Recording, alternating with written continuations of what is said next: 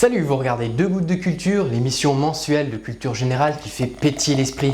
Le thème que j'ai choisi pour aujourd'hui, c'est l'été. Toutes les choses à savoir pour agacer vos proches lorsque vous partirez en vacances. On parlera de la plage, de la mer, de la crème solaire, des glaces, des sorbets, mais on va d'abord commencer par quelques généralités sur les vacances. Il faut savoir que le concept des congés payés est apparu le 20 juin 1936, après la signature des accords de Matignon, conférant aux travailleurs certains acquis sociaux tels que la possibilité de se syndiquer, l'encadrement des licenciements par l'inspection du travail, l'augmentation des salaires, la création de conventions collectives, la semaine des 40 heures et par ailleurs les salariés se voient offrir 2 semaines de congés payés par an.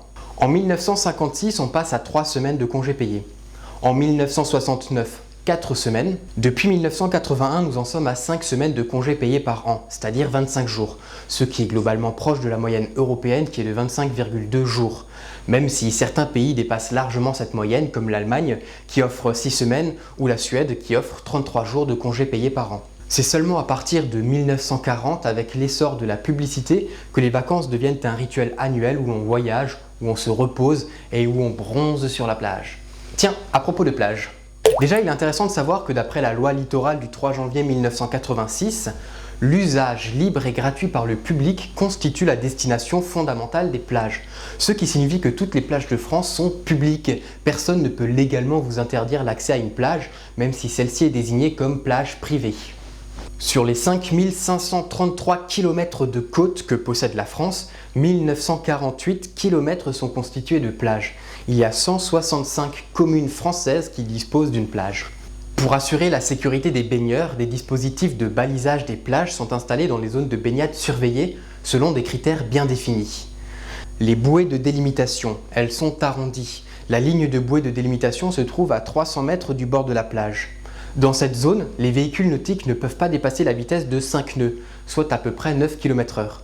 Pour passer outre la zone des 300 mètres, des chenaux traversiers peuvent être établis. Le chenal traversier est matérialisé par des bouées cylindriques et des bouées coniques.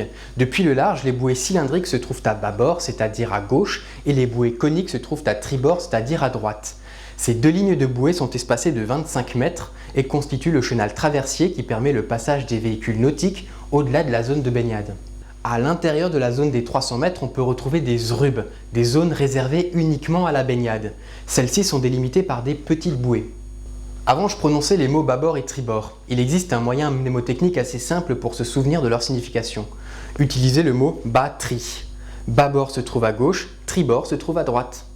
Ah, la plage. On utilise ce mot pour qualifier les plages de sable fin, mais également les plages de galets. Tiens, à propos de plages de sable fin, voilà à quoi ressemble le sable vu au microscope. Le sable de la plage vient de l'érosion des roches environnantes, mais également de l'érosion des coraux et des coquillages. Les grains de sable mesurent entre 0,02 et 2 mm de diamètre. Leur composition est très variable en fonction de leur emplacement, mais le plus fréquent de ces composants c'est le quartz, le mica et le feldspath qui sont issus de la décomposition du granit. Parlons aussi rapidement de l'eau de mer. C'est une eau salée dont la concentration moyenne est de 35 g de sel par litre d'eau dans tous les océans du globe, c'est-à-dire 1 kg de sel pour 28 litres d'eau environ. Les mers intérieures ont une salinité supérieure car l'évaporation y concentre le sel. C'est pourquoi la mer Méditerranée a une concentration de 37 g de sel par litre d'eau. À cause de cette concentration en sel, l'eau de mer n'est pas potable. En effet, lorsque l'on ingère du sel en excès, les reins vont réguler le taux de sel dans l'organisme et les reins nécessitent de l'eau pour réaliser cette filtration. Or, la quantité d'eau apportée par 1 litre d'eau de mer ne suffit pas à filtrer la quantité de sel apportée par ce même litre d'eau. En été, il faut aussi faire attention au risque d'hydrocution. Pour rappel, l'hydrocution, c'est un arrêt cardio-respiratoire qui peut survenir lorsque l'on passe rapidement du chaud au froid, comme c'est le cas en été lorsque l'on rentre en contact avec l'eau de la mer ou l'eau de la piscine. Ce choc est dû au fait que lorsqu'il fait chaud, les vaisseaux sanguins situés sous la peau sont dilatés, afin de favoriser la circulation sanguine périphérique, ce qui permet d'évacuer la chaleur corporelle.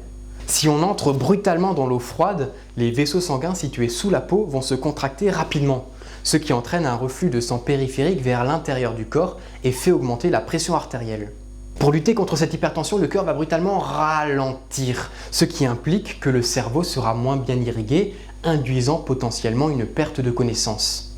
Pour éviter ce choc d'hydrocution, il suffit de préparer le système circulatoire à cette variation de température. Pour ce faire, il suffit simplement de rentrer progressivement dans l'eau. Voilà, la partie anxiogène est terminée, on va passer à la crème solaire. Son efficacité repose sur sa capacité à filtrer les rayons ultraviolets. Cette filtration peut être obtenue soit par des filtres minéraux qui vont refléter la lumière UV comme le talc ou par des filtres chimiques qui vont absorber cette lumière comme l'oxybenzone. Cependant, d'après plusieurs études, l'oxybenzone présenterait une toxicité chez l'homme. L'efficacité de la crème est indiquée par son IP, son indice de protection. L'IP est déterminé par des tests standardisés au niveau international. Ces tests consistent à appliquer de la crème solaire à tester sur une partie de dos de sujets volontaires. 2 mg de crème par centimètre carré de peau et sur 100 cm² de peau précisément. Les sujets sont soumis à des doses variables d'UV et 24 heures après on déduit la DEM, dose érythémale minimale, c'est-à-dire la dose d'ultraviolet provoquant une rougeur de la peau. L'indice de protection correspond au rapport du temps qu'il faut à une personne pour avoir un coup de soleil dans une zone protégée sur le temps qu'il lui faut pour avoir un coup de soleil sur une zone non protégée. Par exemple, si un sujet rougit en temps normal au bout de 10 minutes de traitement UV, alors qu'avec la crème solaire cela prendra 2 heures pour rougir, c'est-à-dire 120 minutes, l'indice de protection sera de 120 divisé par 10, c'est-à-dire 12. Citons un autre exemple plus concret. Si vous êtes sur la plage et que sans protection vous rougissez au bout de 5 minutes, en appliquant une crème solaire indice 30, vous auriez eu un coup de soleil seulement au bout de 2h30. Il suffit de faire 5 minutes x 30, ce qui donne 150 minutes, c'est-à-dire 2h30. C'est QFD. Moi j'avais aussi prévu de vous parler des glaces et des sorbets, mais comme j'ai plus trop le temps, je vais juste me contenter d'en manger une.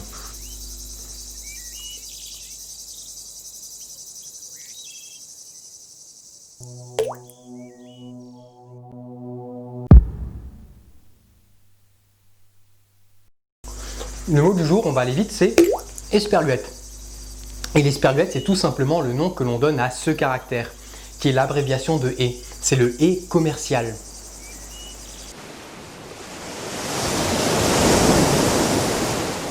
Voilà, vous êtes parés pour affronter l'été. On se retrouve début septembre pour le prochain épisode. Hasta luego!